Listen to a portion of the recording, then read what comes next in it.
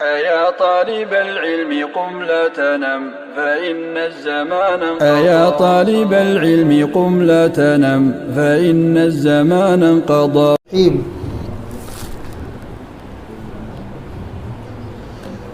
وأن هذا صراطي مستقيما فاتبعوه ولا تتبعوا السبل فتفرق بكم عن سبيله ذلكم وصاكم به لعلكم تتقون.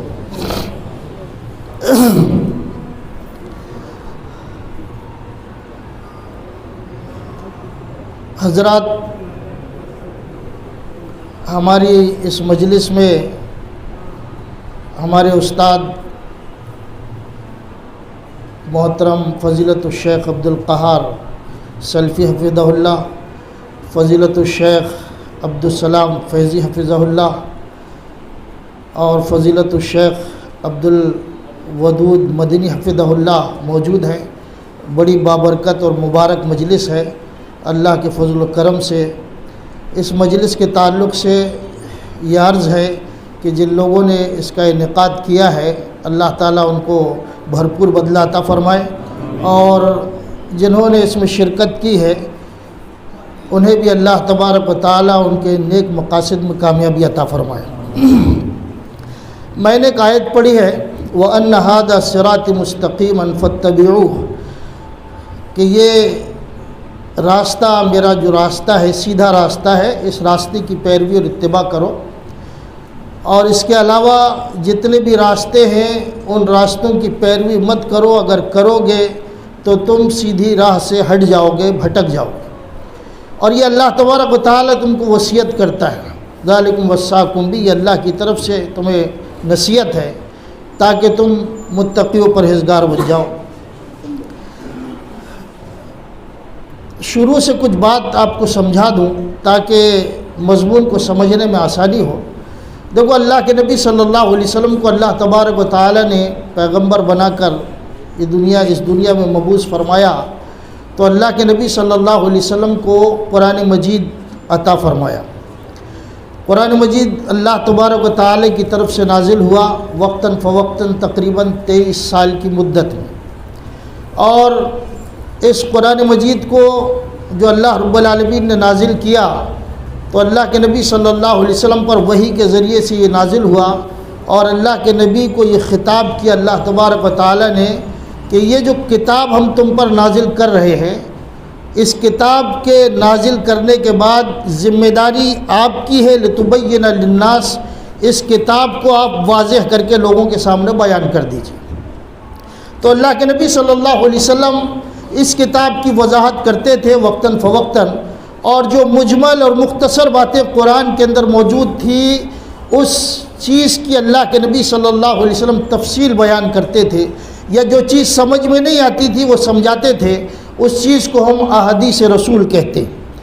تو مطلب یہ ہوا کہ کتاب و سنت، اللہ کی کتاب اور اللہ کے نبی محمد رسول اللہ صلی اللہ علیہ وسلم کی سنت، یہ جو اللہ کے نبی صلی اللہ علیہ وسلم کتاب اللہ کی تشریح کیا کرتے تھے، یا جو چیز اس میں مختصر تھی اس کی تفصیل بیان کیا کرتے تھے، مجمل تھی اس کو واضح طور پر بیان کرتے تھے، تو یہ اللہ کے نبی صلی اللہ علیہ وسلم اپنی طرف سے نہیں کرتے تھے. یہ عقیدے کی بات ہے جو آپ کو سمجھا رہا ہوں. اللہ رب العالمین نے فرمایا وَمَا يَنطِقُ عَنِ الْهَوَىٰ إِنْ هُوَ إِلَّا وَحْيٌ يُوحَىٰ. ایک وحی مطلوع ہے، وحی غیر مطلوع ہے قرآن مجید جس کی ہم تلاوت کرتے ہیں، اور اللہ کے نبی صلی اللہ علیہ وسلم کی احادیث جس کی ہم تلاوت نہیں کرتے. قرآن کو سمجھنے کے لیے اللہ کے نبی کی احادیث، یا دین کو سمجھنے کے لیے اللہ کے نبی صلی اللہ علیہ وسلم کی احادیث ہم پڑھتے ہیں.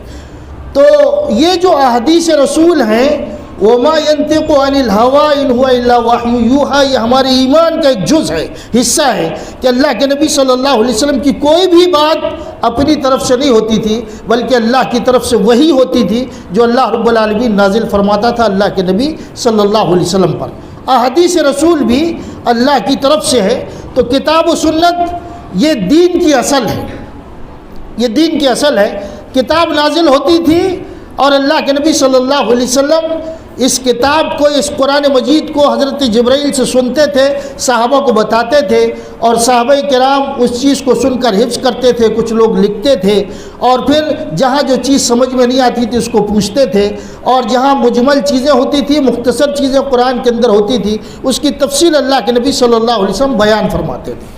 تو قرآن جب نازل ہو رہا تھا، ایک جماعت موجود تھی جس کو صحابہ کرام کی جماعت کہتے ہیں، تو انہوں نے قرآن کو نازل ہوتے ہوئے دیکھا، قرآن کو سمجھا، اور اللہ کے نبی صلی اللہ علیہ وسلم جن پر وحی نازل ہوتی تھی اور جن کو اس قرآن کی وضاحت کا حکم دیا گیا تھا، ان سے صحابہ کرام نے یہ چیز سمجھی، اور صحابہ کرام نے سمجھنے کے بعد اس چیز کو آگے والے لوگوں تک پہنچایا، آگے کے لوگوں تک پہنچایا، تابعین ہے، تبع تابعین ہے، اور یہ سلسلہ چلتا رہا۔ تو اس میں جو لوگ بعد کے لوگ آئے، اس میں انس بن مالک بن انس رضی اللہ عنہ، مالک بن انس رحمۃ اللہ علیہ، یہ ہمارے اسلاف میں جو صحابہ کرام کے طریقہ کار کو لے کر آگے لوگوں تک پہنچانے والے ہیں، اس میں سب سے پہلا نام آتا ہے۔ اور یہ بات بھی یاد رکھیں کہ جو صحابہ کرام تھے ان کو قرہ کہا جاتا تھا، پھر اس کے بعد اصطلاح بدلی، پھر لوگوں کو علماء کہا جانے لگا، پھر محدثین کہا جانے لگا، پھر فقہ کہا جانے لگا، تو یک کے بعد دیگرے لوگوں نے جو ہے مختلف ناموں سے ان کو یاد کیا۔ تو امام مالک بن انس رحمۃ اللہ علیہ، اور پھر ان کے بعد امام شافعی، پھر ان کے بعد امام احمد بن حنبل، یہ ہیں سلف کے طریقے پر چلنے والے لوگ، یعنی صحابہ کے طریقے پر چلنے والے لوگ۔ اور اسی طرح لوگ یہ بھی کہتے ہیں کہ اہل الرائے، جیسے بغداد میں عراق کے اندر امام ابو حنیفہ رحمۃ اللہ علیہ تھے، یہ لوگ ہیں اور ان کے نقش قدم پر چلنے والے ہیں، یہ لوگ بھی ہمارے درمیان سلف کہلاتے ہیں، یہ لوگ بھی ہمارے درمیان سلف کہلاتے ہیں۔ تو صحابہ، تابعین، تبع تابعین اور ان کے نقش قدم پر چلنے والے جتنے بھی لوگ ہیں یہ سلف ہیں، اور ان کے طریقے کو ماننے کو ہم لوگ یہ کہتے ہیں کہ یہ منہج سلف ہے، یہ منہج سلف ہے۔ اور اللہ کے نبی صلی اللہ علیہ وسلم نے یہ بات اپنی زندگی کے اندر ارشاد فرمائی تھی کہ دیکھو یہ جو قرآن کی آیت میں نے پڑھی کہ یہ سیدھا راستہ ہے، اس کی اتباع کرو۔ امام احمد بن حنبل رحمۃ اللہ علیہ ایک روایت نقل کرتے ہیں اللہ کے نبی صلی اللہ علیہ وسلم سے کہ اللہ کے نبی صلی اللہ علیہ وسلم زمین میں تشریف فرما ہے، اور آپ نے ایک لکیر کھینچی، اور لکیر کھینچنے کے بعد آپ نے فرمایا کہ یہی صحیح راستہ ہے جو اللہ کو مقصود ہے، صحیح راستہ یعنی کتاب و سنت کا جو راستہ ہے وہ صحیح راستہ ہے۔ پھر آپ نے اس لکیر کے آس پاس بہت ساری لکیریں کھینچیں، اور آپ نے ارشاد فرمایا کہ یہ جو آس پاس لکیریں ہیں یہ شیاطین کے راستے ہیں، ہر راستے پہ شیطان بیٹھا ہوا ہے، ان آس پاس کے اطراف کے راستوں میں اگر جاؤ گے تو بہک جاؤ گے، بھٹک جاؤ گے۔ کتاب و سنت کا جو راستہ ہے وہ صحیح راستہ ہے، اسی راستے پر چلو۔ اور اللہ کے نبی صلی اللہ علیہ وسلم نے اپنے آخری ایام میں یہ بات بھی ارشاد فرمائی کہ دیکھو یہودیوں میں 72 فرقے ہوئے اور نصارہ میں بھی فرقے ہوئے، لیکن میری امت میں اللہ کے نبی صلی اللہ علیہ وسلم فرمایا 73 فرقے ہوں گے، 73 فرقے ہوں گے، اور سارے کے سارے فرقے جو ہیں وہ جہنم میں جائیں گے، صرف ایک فرقہ جنت میں جانے والا ہے، اور اس کی پہچان اللہ کے نبی صلی اللہ علیہ وسلم نے بتائی کہ ما انا علیہ واصحابی،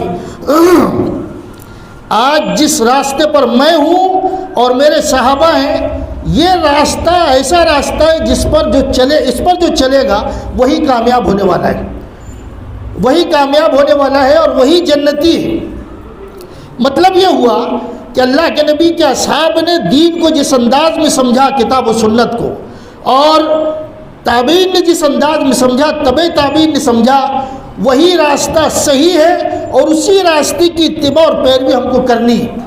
اس راستے کو چھوڑ کر اگر ہم دوسرے راستے اختیار کریں گے تو ہم گمراہ ہو جائیں گے، بھٹک جائیں گے۔ یہ منہج سلف ہے، اس بات کو اپنے ذہن میں ہمیشہ کے لیے بٹھا لیں، یہی منہج سلف ہے اور یہی طریقہ سلف ہے۔ کیونکہ بعد میں بڑی لمبی تفصیل ہے، صحابہ کرام رضوان اللہ علیہ اجمعین نے کس احتیاط کے ساتھ اس کو تابعین تک پہنچایا، پھر تابعین نے تبع تابعین تک پہنچایا، اور یہ سلسلہ آج تک موجود ہے۔ مثال دیتا ہوں ایک آپ کو سمجھنے کے لیے، ہمارے مدرسے کے فضیلت الشیخ عبد الودود مدنی حفظہ اللہ یہاں موجود ہے، یہ مدرسے میں بخاری پڑھاتے ہیں.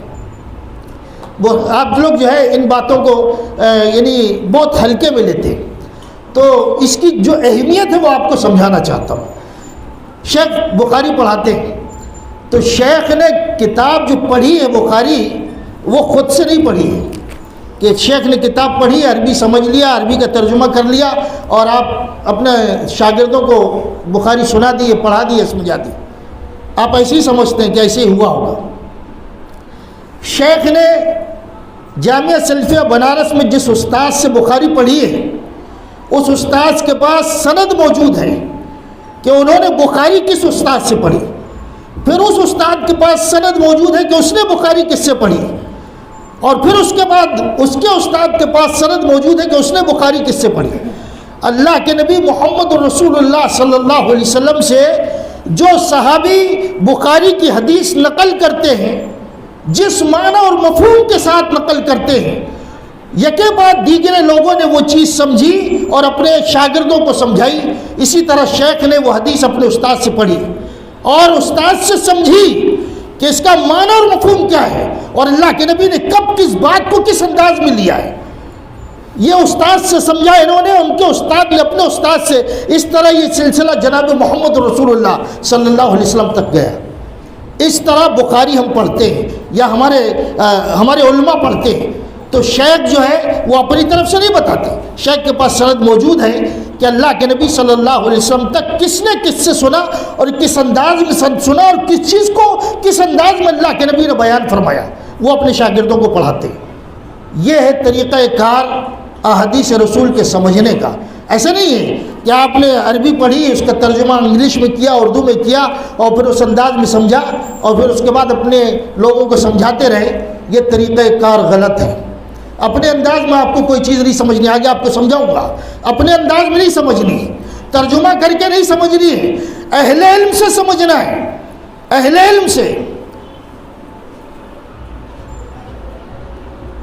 عبد الحفیظ ہمارے جو عبد العظیم مدنی ہیں، ان کی کلاس چل رہی تھی، تو وہاں کے ایک شیخ ہے فضیلت الشیخ عبد الحفیظ حفیظ الرحمن مدنی، وہ قرآن کی تشریح کر رہے تھے. تو انہوں نے ترجمہ کیا تو ایک شاگرد نے کھڑے ہو کر کہا کہ یہ ترجمہ ایسا بھی ہو سکتا ہے، ایسا بھی ہو سکتا ہے یہ ترجمہ. تو حفیظ الرحمن صاحب نے کہا کہ یہ ترجمہ ایسا بھی ہو سکتا ہے، ہم کو دیکھنا پڑے گا کہ ہمارے اسلاف میں سے کسی نے ایسا ترجمہ کیا ہے یا نہیں کیا ہے. اس کو کہتے ہیں احتیاط. آپ ہر غیرے سے دین سیکھتے ہیں، ہر غیرے سے دین سیکھتے ہیں آپ. تو حفیظ الرحمن صاحب نے کہا کہ یہ ترجمہ جو تم بتا رہے ہو، ہمارے اسلاف میں سے کسی نے یہ ترجمہ کیا ہے یا نہیں کیا، یہ دیکھنا پڑے گا. اگر انہوں نے ایسا ترجمہ کیا تو ہم لے لیں گے. اس کو کہتے ہیں احتیاط. دین ہمارے آبا اور اجداد کے اوپر نازل نہیں ہوا، ہمارے اوپر نازل نہیں ہوا کہ ہم اس کو جس انداز میں چاہیں سمجھ لیں. تو میرے بھائیوں، قرآن و سنت اسی انداز میں جس انداز میں صحابہ کرام نے سمجھا، اور اسی انداز میں قرآن و سنت پر عمل کرنا ہے جس انداز میں صحابہ کرام نے عمل کیا ہے. لوگ جو ہے اس معاملے کو بہت ہلکے میں لیتے ہیں اور کسی کے بھی پیچھے چل کر جو ہے قرآن کو حدیث کو سمجھنے کی کوشش کرتے ہیں. اس میں احتیاط کرنی چاہیے، اس میں احتیاط برتنی چاہیے. اور جو لوگ واقعی اس علم کے ماہر ہیں، اس راستے پر چلتے ہیں، یہ اس کی باریکیوں کو جانتے ہیں، انہی لوگوں کی طرف رجوع کر کے اس چیز کو سمجھنا چاہیے. کیونکہ بغیر دلیل کے اگر کسی چیز پر ہم نے عمل کیا تو یہ بہت بڑا خسارہ ہے، بہت بڑا نقصان ہے. تو میرے بھائیوں، منہج سلف، اب اس کو تھوڑی سی مثال کے ساتھ آپ کو سمجھاتا ہوں. زندگی میں کبھی بھی کوئی بھی معاملہ ہو، ہم مسلمانوں کے لیے ضروری ہے کہ ہم اس کو قرآن میں دیکھیں اور اللہ کے نبی صلی اللہ علیہ وسلم کی احادیث میں دیکھیں. کبھی بھی کوئی بھی معاملہ ہو. جیسے مثال دیتا ہوں میں کہ صحابہ کرام کیا سمجھتے تھے، کس انداز میں سمجھتے تھے. کبھی کبھی ایسا بھی ہوتا تھا کہ صحابہ کرام کو کوئی چیز سمجھ میں نہیں آتی تھی، حالانکہ وہ عرب داں تھے، عربی جانتے تھے، لیکن قرآن جو نازل ہوتا تھا کبھی کبھی صحابہ کو نہیں سمجھ میں آتا تھا اس کا مفہوم کیا ہے، تو محمد رسول اللہ سے سمجھتے تھے صلی اللہ علیہ وسلم. جیسے مثال دیتا ہوں، الذین آمنوا ولم یلبسوا ایمانہم بظلم اولئک لہم الامن وہم مہتدون. قرآن کی آیت نازل ہوئی، سورہ انعام میں یہ آیت ہے کہ جن لوگوں نے ایمان قبول کیا اور ایمان کے بعد اپنے ایمان کو ظلم سے خلط ملط نہیں کیا، ظلم نہیں کیا ایمان لانے کے بعد. اب ظلم کا کیا مطلب ہوتا ہے؟ آپ نے کسی کو ایک تماچا مارا، یہ بھی ظلم ہے. کسی کا قتل کر دیا، یہ بھی ظلم ہے. کسی کے ساتھ زیادتی کر لی، یہ بھی ظلم ہے. ظلم کا یہی معنی ہوتا ہے. تو صحابہ نے عام مفہوم سمجھا قرآن مجید کی آیت کا کہ ظلم کا مطلب یہ کہ کسی کے ساتھ کچھ بھی معاملہ کر دیا ہم نے تو وہ ظلم ہے. تو ایمان کے بعد تو ایسی غلطی ہر ایک سے ہو جاتی ہے، اور اگر یہ مفہوم ہے تو اس کا مطلب ہم کامیاب نہیں ہونے والے، جنت ہم کو نہیں ملنے والی. اللہ کے نبی صلی اللہ علیہ وسلم کی خدمت میں فیصلہ رکھا کہ اللہ کے رسول، اللہ نے ایسی ایسی بات کہی ہے. تو اللہ کے نبی صلی اللہ علیہ وسلم نے اپنے اصحاب کو سمجھایا کہ ایمان لانے کے بعد جس نے شرک نہیں کیا اور شرک سے اپنے آپ اپنے ایمان کو خلط ملط نہیں کیا، ظلم سے مراد یہاں شرک ہے، یہاں شرک ہے. اپنے اصحاب کو سمجھایا جن کو غلط فہمی ہوئی تھی آیت کے سمجھنے میں، تو اللہ کے نبی محمد رسول اللہ صلی اللہ علیہ وسلم نے سمجھایا کہ ظلم سے مراد یہاں شرک ہے. ایمان لانے کے بعد شرک مت کرو تو تمہارے لیے جنت ہے، تم جنت میں داخل ہوگے. یہی سیدھا راستہ ہے، یہی ہدایت والا راستہ ہے. تو میرے بھائیوں، اللہ کے نبی صلی اللہ علیہ وسلم اپنے اصحاب کو سمجھاتے تھے، اور اصحاب کا بھی یہی طریقہ تھا.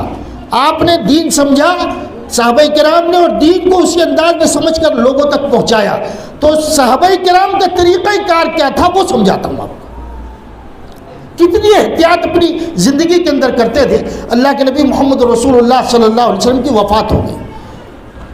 ہمیں دین لینے کا طریقہ کیا سکھایا گیا، کس انداز میں ہم دین لیں اور کس انداز میں ہم عمل کریں. اللہ کے نبی صلی اللہ علیہ وسلم کا انتقال ہوا، اور انتقال ہونے کے بعد صحابہ کرام یہ سوچنے لگے کہ اللہ کے نبی صلی اللہ علیہ وسلم کو دفنایا کہاں جائے. مرنے کے بعد قبرستان میں دفناتے، کہاں دفنایا جائے؟ تو کسی نے کہا کہ مکہ لے کر چلے جاتے ہیں، کیونکہ مکہ میں آپ پیدا ہوئے تھے اور مقدس سرزمین ہے. کسی نے کہا نہیں، مدینے کی طرف ہجرت کیے تھے، اب یہیں پہ دفنائیں گے. اور کسی نے کہا قبرستان میں دفنائیں گے. کسی نے صحابہ کرام نے اپنی اپنی رائے کے مطابق مشورہ دیا.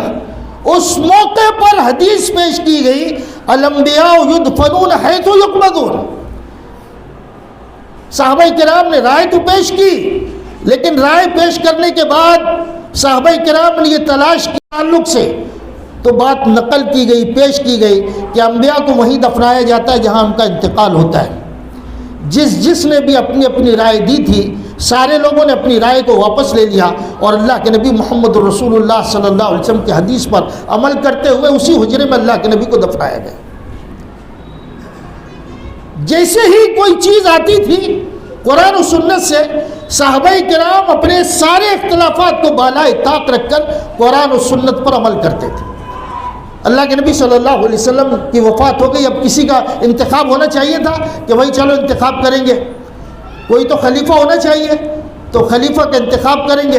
انصار جمع ہو گئے اللہ کے نبی کی وفات کے بعد، اور انہوں نے سوچا کہ آج ایسا موقع ہے کہ ہم لوگ اپنے میں سے خلیفہ بنا لیتے ہیں تاکہ ہمارا بھی نام رہے گا، ہمارے قبیلے میں ہمارے علاقے میں سے خلیفہ رہے گا، اور ہمارا ایک دنیا کے اندر ایک یعنی ہمارے سلسلے سے جو ہے بہت سی باتیں چلیں گی. اس طرح انسان نے کچھ باتیں سوچی اور جمع ہو گئے کہ چلو ہم خلیفہ بنائیں گے. ادھر مہاجرین صحابہ کو معلوم ہوا کہ انصار جمع ہے، خلیفہ چننا چاہتے ہیں. خلافت کے تعلق سے بات چل رہی ہے. ابو بکر، عمر، عبیدہ بن جراح رضی اللہ عنہ، بہت سارے صحابہ کرام پہنچے اور تقریریں ہوئی کے بعد دیگرے. لوگوں کو سمجھایا گیا، کوئی معمولی چیز نہیں. آج کرسی کا کتنا بڑا اختلاف اور کتنے جھگڑے ہیں کہ کرسی کے لیے آدمی عقیدہ اور منہج نہیں دیکھتا، اور کرسی کے لیے آدمی یہ نہیں دیکھتا کہ میں کس راستے پر چلا ہوا ہوں، اور کرسی کے لیے آدمی نے ایک کتاب و سنت کیا کہتے ہیں. اپنی خواہش نفس پر عمل کرتے ہوئے آدمی کچھ بھی تعویل اور تشریح کر کے جو ہے اپنی کرسی کو حاصل کرنے کی کوشش کرتا ہے، اور ہمارے چل رہا ہے. تو صحابہ کرام جب اختلاف کرنے لگے اور خلیفہ کے تعلق سے جب چناؤ کی بات ہوئی، تو اس موقع پر حضرت ابو بکر صدیق رضی اللہ عنہ نے الائمۃ من قریش، اللہ کے نبی محمد رسول اللہ صلی اللہ علیہ وسلم کا فرمان ہے کہ خلیفہ جو ہوگا قریش میں سے ہوگا، قریش میں سے ہوگا۔ تو جتنے صحابہ تھے سارے صحابہ نے خاموشی اختیار کر لی، جو مشورے چل رہے تھے زبانیں بند ہو گئی، اور انصار جو چاہتے تھے خلیفہ ہم میں سے بنے، سارے کے سارے انصار خاموش ہو گئے، اور اللہ کے نبی محمد رسول اللہ صلی اللہ علیہ وسلم کی حدیث سن کر فوراً قریش میں سے حضرت ابوبکر صدیق رضی اللہ عنہ کو خلیفہ چن لیا گیا۔ اور تاریخ گواہ ہے کہ اللہ کے نبی نے جو بات کہی کہ خلیفہ قریش میں سے ہوگا، اس کے بعد جب انصار نے یہ حدیث سنی، تاریخ گواہ ہے کہ انصار میں سے کبھی کسی صحابی نے خلافت کا دعویٰ نہیں کیا۔ اس کو کہتے ہیں اللہ کے نبی، اللہ کی کتاب اور اللہ کے نبی کے نقش قدم پر چلنا، اس کو کہتے ہیں صحیح منہج، صحیح طریقہ۔ وہ جماعت اتنی احتیاط کرتی تھی اللہ کے نبی صلی اللہ علیہ وسلم کے طریقے پر چلنے کی، اور جو اللہ کو مقصود تھا اس طریقے پر چلنے کی۔ ہم تو اپنی منمانی کچھ بھی بات کہہ دیتے ہیں، کچھ بھی تفسیر کر لیتے ہیں، کچھ بھی تشریح کر لیتے ہیں۔ صحابہ کی احتیاط جانتے ہیں؟ حضرت عمر رضی اللہ عنہ قرآن مجید کی تلاوت کر رہے ہیں، حضرت عمر رضی اللہ عنہ تلاوت کر رہے ہیں سورہ عبس، یہ تلاوت کرتے کرتے وفا کہتا ہوں آپا اس جملے پر پہنچے، اور جملے پر پہنچنے کے بعد حضرت عمر رضی اللہ عنہ سے کسی نے پوچھا کہ یہ وفا کہتا ہوں آپا میں ابا کا مطلب کیا ہے؟ ابا کا مطلب کیا ہے؟ تو میرے بھائیوں،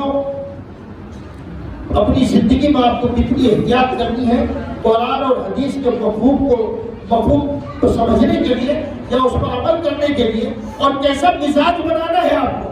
حضرت عمر رضی اللہ عنہ نے سے جب پوچھا گیا ابا کا مطلب کیا ہوا، کہتا ہوا ابا، تو حضرت عمر رضی اللہ عنہ کی جلیل شخصیت ایسی، تو کون سا آسمان مجھے سایہ دے گا اور کون سی زمین مجھے پناہ دے گی؟ اگر میں جو چیز نہیں جانتا ہوں اپنی زبان سے کہہ دوں تو پھر اس دنیا میں مجھے پناہ کیا ملے گی؟ اپنی منمانی تشریح کرنے والے لوگوں اور اپنے نظریے کو سامنے رکھنے والے لوگوں، اپنے تئیں سمجھنے کی کوشش کرنے والے، ذرا سمجھو حضرت عمر جیسی جلیل القدر شخصیت قرآن کے تعلق سے کیا کہتی ہے کہ میں اگر نہیں جانتا تو پھر مجھے کیا پناہ ملے گی؟ پھر کیا پناہ ملے گی؟ پھر لوگوں سے دریافت کیا کہ اس کا معنی اور مفہوم کیا ہے۔ وفا کہتا ہوں ابا، اللہ رب العالمین نے کہا کہ یہ جو میوہ ہے، میوہ اور جو گھاس پھوس اگتا ہے، یہ تو ابا کی تفسیر جو گھاس پھوس کا مطلب ہوتا ہے، حضرت عمر رضی اللہ عنہ جیسی شخصیت نہیں جانتی تھی، پوچھنے پر کہا کہ میں نہیں جانتا، اور اپنی طرف سے اس کی تفسیر نہیں کر سکتا، اگر کروں گا تو مجھے دنیا میں کہیں پناہ نہیں ملے گی۔ یہ ہے طریقہ کار، صحابہ کرام کا جو طریقہ کار ہے، وہ طریقہ کار ہم کو اپنانا چاہیے، اس لیے کہ یہ جو جماعت ہے، اللہ کے نبی صلی اللہ علیہ وسلم نے ارشاد فرمایا خیر القرون قرنی ثم الذین یلونہم ثم الذین یلونہم، بہترین زمانہ جو ہے وہ میرا ہے، اور میرے بعد میرے صحابہ کا جو زمانہ ہے وہ، اس کے بعد تابعین کا زمانہ اور تبع تابعین کا زمانہ۔ یہ تین زمانے، اللہ کے نبی اور اصحاب کا زمانہ، تابعین کا زمانہ اور تبع تابعین کا زمانہ، یہ تین دور بہترین دور ہیں۔ یہ نہیں کہتے ہم کہ اس میں خرافات نہیں تھی، بدعت نہیں تھی، یا پھر جو ہے اس طرح کی نئی چیزیں تھی، لیکن جو حق ہے کتاب و سنت اس زمانے میں ہر چیز پر غالب تھا، اور لوگ اسی پر عمل کرتے تھے۔ یہ تینوں ادوار جو ہیں وہ ہمارے لیے نمونہ ہیں، اور ان لوگوں نے جس انداز میں دین کو سمجھا ہے اسی انداز میں دین کو ہم کو سمجھنا چاہیے، اور انہی کے نقش قدم پر ہم کو چلنا چاہیے۔ اسی کو منہج سلف کہتے ہیں، اسی کو منہج سلف کہتے ہیں۔ اپنی طرف سے میں نے ابھی مثال دی فضیلت الشیخ کی کہ اللہ کے نبی صلی اللہ علیہ وسلم نے بخاری کی کون سی حدیث کس معنی اور مفہوم میں کہی ہے، یہ اپنی طرف سے تشریح نہیں کرتے، انہوں نے اپنے استاد سے جو چیز سمجھی، اور ان کے استاد نے اپنے استاد سے، اور پھر اس طرح صحابہ نے کیسے اس کو اللہ کے نبی سے سمجھا، اور اللہ کے نبی نے کس انداز میں سمجھایا، وہ چیز علماء سمجھاتے ہیں۔ درس میں بیٹھ کر، یہ چٹائیوں میں جو لوگ بیٹھتے ہیں مدرسوں کے اندر، آپ کیا سمجھتے ہیں 8 سال 12 سال 14 سال 16 سال ایسے ہی ضائع کر دیتے؟ یہ اللہ کے نبی صلی اللہ علیہ وسلم سے جو قرآن ہم تک پہنچا اور احادیث رسول، اس کو اسی انداز میں سمجھاتے ہیں جس انداز میں اللہ کے نبی نے اپنے اصحاب کو سمجھایا اور اصحاب نے بعد کے لوگوں کو سمجھایا۔ یہ طریقہ اسلاف ہے، اسی چیز کو منہج سلف کہتے ہیں۔ میں اپنی ایک مختصر سی چیز آپ کو بتا کر اپنی بات کو ختم کرتا ہوں، ہمارے پیچھے ہمارے اساتذہ موجود ہیں۔ یہ جو دنیا کے اندر اللہ کے نبی صلی اللہ علیہ وسلم نے جو بات ارشاد فرمائی کہ انہ من یعیش منکم بعدی فسیری اختلافا کثیرا، ان قریب ایسا ہوگا جو لوگ میرے بعد زندہ رہیں گے وہ دیکھیں گے کہ میری امت میں بہت اختلاف پیدا ہوگا۔ اور اللہ کے نبی نے دوسری حدیث کے اندر یہ بھی ارشاد فرمایا کہ 73 فرقے میری امت کے اندر ہوں گے، اختلافا کثیرا، بہت اختلاف ہوگا۔ یہ باتیں کہی گئی، علماء نے اختلافات جو ہوں گے اور فرقے اختلاف کے ذریعے سے جو پیدا ہوں گے، دیکھو اختلاف قرآن مجید اور احادیث رسول کو سمجھنے میں یا اس کے معنی اور مفہوم کو اخذ کرنے میں اختلاف ہو سکتا ہے، لیکن پارٹیاں، فرقے، جماعتیں، تنظیمیں اور تحریکیں جو اصل سے ہٹ کر بنتی ہیں اس کو ہم فرقہ کہتے ہیں۔ یہ فرقے ہیں جو قرآن و سنت سے ہٹ کر بنتے ہیں۔ اللہ کے نبی نے ایک لکیر کھینچی کا یہ صراط مستقیم ہے اور اس کے اگل بغل جتنے شیطان کے راستے ہیں، تو آپ نے یہ بھی ارشاد فرمایا کہ 73 فرقے ہوں گے، اور آپ نے یہ بھی فرمایا کہ میرے بعد زبردست اختلاف تم دیکھو گے، لوگوں کے اندر فرقے پیدا ہوں گے۔ تو ایسے دور میں میری قرآن کو پکڑنا، میری سنت کو پکڑنا، میرے خلفائے راشدین کی سنت کو پکڑنا اور اس راستے پر چلنا۔ اب علماء نے یہ ساری چیزیں سامنے رکھی اور بیان کیا کہ فرقے بنتے کیسے، معلوم ہے آپ کو؟ فرقے جو بنتے ہیں، سب سے پہلی وجہ یہ ہے فرقے بننے کی کہ دین سے نادانی یا لا علمی، پہلی بنیادی چیز دین کا جو علم ہے، صحیح علم کتاب و سنت کا، اس کو نہ جاننے کی وجہ سے، جہالت کی وجہ سے فرقے بنتے ہیں۔ یہ بنیادی چیز ہے، جہالت۔ اگر کتاب و سنت آدمی جاننے لگے تو دوسرے راستے پر چلے گا نہیں۔ کتاب و سنت جانتا نہیں، اس کا علم حاصل نہیں کرتا تو دوسرے راستے اختیار کرتا ہے۔ جہالت کی بنیاد پر فرقہ بنتا ہے، اہم ترین بنیاد۔ دوسری بنیاد ہے،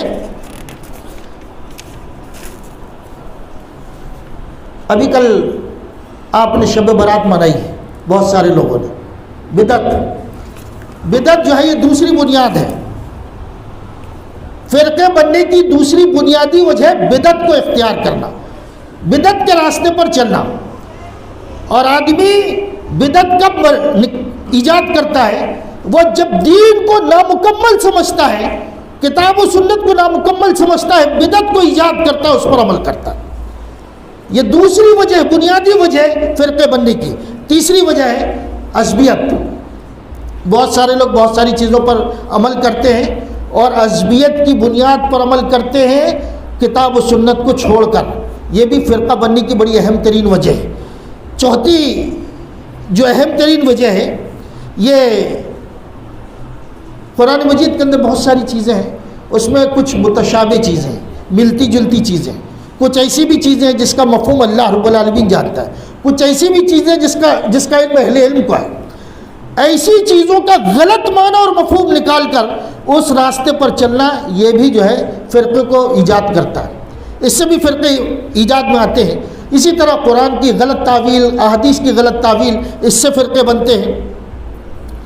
دشمنوں کی جو چالیں ہیں اس کا شکار ہو جانا، اس سے بھی فرقے بنتے ہیں۔ اسی طرح بہت سارے علوم جو اسلام سے ہٹ کر ہیں، ان علوم کو حاصل کرنے کے بعد ان علوم پر قرآن مجید اور احادیث کو پیش کر کے اس کو سمجھنے کی کوشش کرنا، یہ بھی گمراہی کا راستہ ہے۔ بہت سارے علوم، یہ یاد رکھیں نوجوان جو ہے، دنیاوی علوم جتنے بھی ہیں، ان علوم کو حاصل کرنے والے لوگ، اور بہت سارے لوگوں کی گمراہی کا سبب بھی یہی ہے آج کے دور میں کہ جو مختلف علوم و فنون ہیں ان کو سمجھنے کے بعد، حاصل کرنے کے بعد کتاب و سنت کو اس کے مطابق سمجھنے کی کوشش کرنا، یہ گمراہی ہے اور یہ بنیاد ہے گمراہی کی اور فرقے بننے کی۔ اس انداز میں جو بھی کرے گا یہ سمجھ لیجئے وہ غلط راستے پر جائے۔ مثال دیتا ہوں، ہماری اسلامی تاریخ میں ایک بہت بڑا المیہ ہوا تھا کہ جب علم کلام، فلسفہ، منطق، اس کا ترجمہ جب ہوا عربی زبان میں، تو وہاں پر ایک فتنہ پیدا ہوا کہ قرآن مجید اللہ کا کلام ہے، اللہ کی مخلوق ہے۔ دوسرے علوم کا جب ترجمہ ہوا اور دوسرے علوم کو جو لوگوں نے سمجھا اور ان علوم کے مطابق قرآن و سنت کو سمجھنے کی کوشش کی تو کس انداز میں بہکے اور کیسے فتنہ رونما ہوا، اس کی میں مثال دیتا ہوں کہ دوسرے علوم جب غالب آئے لوگوں کے اندر تو اس وقت ایک فتنہ پیدا ہوا، اللہ کا کلام جو ہے قرآن مجید کلام ہے یا مخلوق ہے؟ تو اب ایک عام فتنہ چل پڑا کہ اللہ کی مخلوق ہے، اللہ کی مخلوق ہے۔ امام احمد بن حنبل رحمۃ اللہ علیہ واحد شخصیت ہے جنہوں نے نہ ڈرا نہ خوف کھایا اور نہ ہی کسی علوم کے غلبے میں آئے، بلکہ علی الاعلان یہ بات کہی کہ اللہ کا کلام ہے قرآن مجید، اور بادشاہ وقت تک چاہتا تھا کہ لوگ یہ مان لیں کہ اللہ کی مخلوق ہے، لیکن اللہ رب العالمین نے اس مرد مجاہد کو اس دور میں پیدا کیا اور ان کے ذریعے سے اللہ تبارک و تعالی نے دنیا کو یہ بتایا کہ قرآن مجید اللہ کا کلام ہے، اللہ کی مخلوق نہیں۔ اس کے پیچھے زندگی کا ایک بڑا حصہ قید کے اندر گزرا، ان کا ظلم و ستم سہتے ہوئے گزرا، تکلیف برداشت کرتے ہوئے گزرا، لیکن انہوں نے وہ ساری چیزیں برداشت کی، اور کس انداز میں برداشت کی؟ اہل حق جب حق پر جمے رہتے ہیں تو کتنی بھی تکلیف آئی، اس کی اعلیٰ ترین مثال ہے کہ جس آدمی نے امام احمد بن حنبل رحمۃ اللہ علیہ کو سزا دی تھی، کوڑے مارے تھے، وہ کہتا ہے کہ اگر یہ کوڑے کسی ہاتھی پر مارتا تو ہاتھی بھی چیخ چیخ اٹھتا، چیخ اٹھتا ہاتھی بھی، لیکن انہوں نے یہ کوڑے برداشت کیے صرف اس لیے کہ یہ جو عقیدہ ہے کہ اللہ کا کلام قرآن مجید اللہ کا کلام ہے، یہ اعلان کیا انہوں نے، اور مخلوق اللہ کی قرآن مجید ہے اس بات کا انکار کیا، اور اسی کے لیے تکلیف برداشت کی، یہ حق پر قائم رہے، بڑی زبردست تکلیف برداشت کی، اور اتنی تکلیف کہ جانور بھی اس کو برداشت نہیں کر سکتا تھا، حق پر قائم رہے اور لوگوں کو بتایا کہ یہ حق ہے اور یہ باطل ہے، یہ باطل ہے۔ تو یہ تاریخ کے اندر موجود، بڑی تفصیل ہے اس کے اندر۔ تو جو علوم ہیں ان علوم کے ذریعے سے قرآن و سنت کو سمجھنے کی کوشش مت کرو۔ قرآن مجید اور احادیث کو سمجھنا صحابہ سے، تابعین سے، تبع تابعین سے، اور یہ سلسلہ چلا ہوا ہے، آج تک موجود ہے۔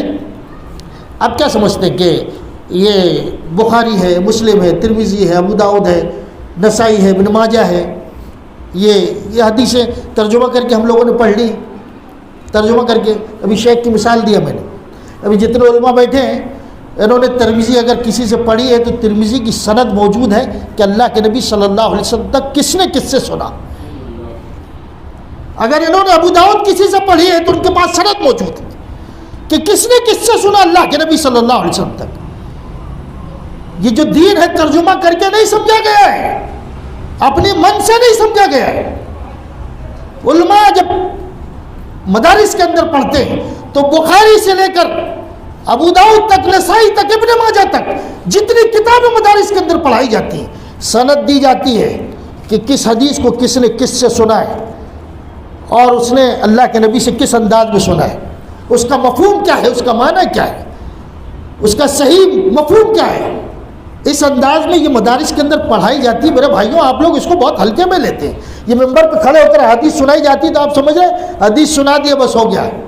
یہ عالم جو حدیث پڑھتا ہے، اس عالم نے اپنے استاد سے کسی بھی کتاب کی حدیث یا آپ کو سناتا ہے، اپنے استاد سے سنا ہے، اس کی سند اس کے پاس موجود ہے۔ اس لیے ایک بات اور بھی احتیاط کریں، بہت ساری جگہ اس کی احتیاط ہوتی ہے اہل حدیثوں کا۔ بہت سارے لوگ جو ہے، بہت سارے لوگ جو واقعی سلفی لوگ ہیں، وہ اپنے ممبر پر کسی بے سند عالم کو کھڑے نہیں ہو دیتے، چاہے کیسا بھی بولتا ہو، کتنی بھی اچھی بات کیوں نہ کرتا ہو، اپنے ممبر پر بے سند عالم کو نہیں کھڑے ہونے دیتے۔ سلفی صحیح العقیدہ لوگ وہ جانتے ہیں کہ یہ کہیں نہ کہیں بہکے گا اور کہیں نہ کہیں فتنہ پیدا ہوگا۔ تو میرے بھائیوں، احادیث رسول، کتاب اللہ کے بعد احادیث رسول، یہ دونوں چیزیں ہمارا دین ہے اور اسی طریقے پر ہم کو چلنا چاہیے، اور ان چیزوں کو کسی دیگر علوم سے سمجھنے کی کوشش نہ کریں، بلکہ علماء سے اس کو سمجھنے کی کوشش کریں۔ اگر کریں گے تو فرقے میں پڑھیں گے۔ اور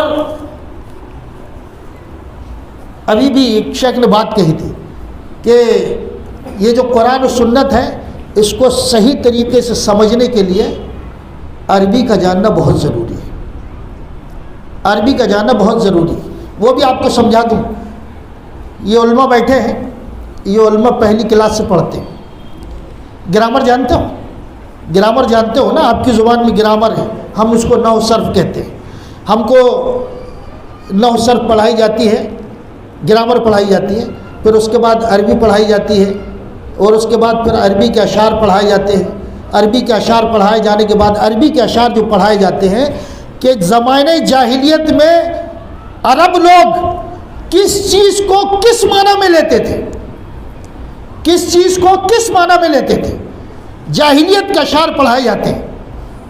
تو وہ چیز پڑھائی جاتی ہے کتاب اور سنت کو سمجھنے کے لیے کہ کون سا لفظ کس معنی میں لیا گیا، کون سا لفظ کس معنی میں لیا۔ آپ انگریزی کا ترجمہ پڑھ کے دین کو سمجھ لینے کی کوشش کرتے ہیں، اردو میں سمجھ لینے کی اپنی اپنی زبان۔ عربی کو قرآن و سنت کی صحیح تشریح وہی کرے گا جو عربی کو صحیح انداز میں جانتا ہو، عربی کو صحیح انداز میں جان۔ اور مدارس میں وہ چیز پڑھائی جاتی ہے، نحو صرف پڑھائی جاتی، پھر عربی پڑھائی جاتی، پھر عربی کے اشعار پڑھائے جاتے ہیں، جاہل لوگوں کے اشعار پڑھائے جاتے ہیں کہ عرب میں کون سا لفظ کس معنی کے لیے استعمال ہوتا تھا۔ اور پھر اس کے بعد احادیث پڑھائی جاتی ہے، قرآن پڑھایا جاتا ہے، اور وہ عربی اشعار سمجھائے جاتے ہیں کہ فلاں شاعر نے فلاں لفظ کو فلاں معنی میں استعمال لیا، اس لیے اللہ نے قرآن میں یہ لفظ کہا اور اللہ کے نبی نے حدیث میں یہ بات کہی۔ عربی سمجھنا، قرآن کتاب و سنت کو سمجھنے کے لیے صحیح انداز میں یہ عربی کا جاننا بہت ضروری ہے۔ جو لوگ غیر عربی ہیں یہ لوگ قرآن و سنت کی صحیح تشریح صحیح انداز میں نہیں کر پاتے اور صحیح انداز میں اس کو نہیں لے پاتے ہیں، اور یہی فرقے کا سبب بنتا ہے یا گمراہی کا سبب بنتا ہے۔ اس لیے ایسے راستوں سے بتانا چاہتا ہوں کہ کتاب و سنت کو صحابہ سے لو، تابعین سے لو، تبع تابعین سے لو، محدثین سے لو، فقہا سے لو، جو علماء ہیں ان کے نقش قدم پر چلنے والے ان سے لو، آج ہمارے دور میں ان کے نقش قدم پر چلنے والے جو علماء ہیں ان سے لو۔ یہی منہج سلف ہے، یہی صحیح طریقہ ہے۔ ایک بات آپ کو میں بتا دوں گمراہی کیسے ہوتی ہے، مثال دے کر اپنی بات ختم کرتا ہوں۔ ایک گروپ چلتا تھا واٹس ایپ کا، شاید ہو سکتا ہے وہ صاحب یہاں موجود ہو۔ ایک گروپ چلتا ہے واٹس ایپ میں، اس میں ایک فتویٰ آیا، ایک سوال آیا، ایک سوال آیا کہ اللہ کے نبی صلی اللہ علیہ وسلم نے بحالت احرام کس ام المومنین سے نکاح کیا، کس ام المومنین سے نکاح کیا۔ میں بمبئی میں تھا، میرے پاس بھی وہ سوال آیا، تو میں نے سوال کے جواب میں یہ بات میں لکھتا نہیں تھا اس میں جواب، میں نے سوال کے جواب میں یہ بات لکھی کہ حالت احرام میں نکاح کرنا حرام ہے، اور واٹس ایپ میں سوال آیا تھا۔ سمجھو ذرا، بات کو سمجھنے کی کوشش کرو، اگر اس انداز میں سمجھو گے تو گمراہ ہو جاؤ گے۔ اس میں سوال آیا تھا واٹس ایپ کے اندر کہ حالت احرام میں اللہ کے نبی نے کس سے نکاح کیا، اور جبکہ مسئلہ یہ ہے، علماء بیٹھے ہیں حالت احرام میں نکاح حرام ہے۔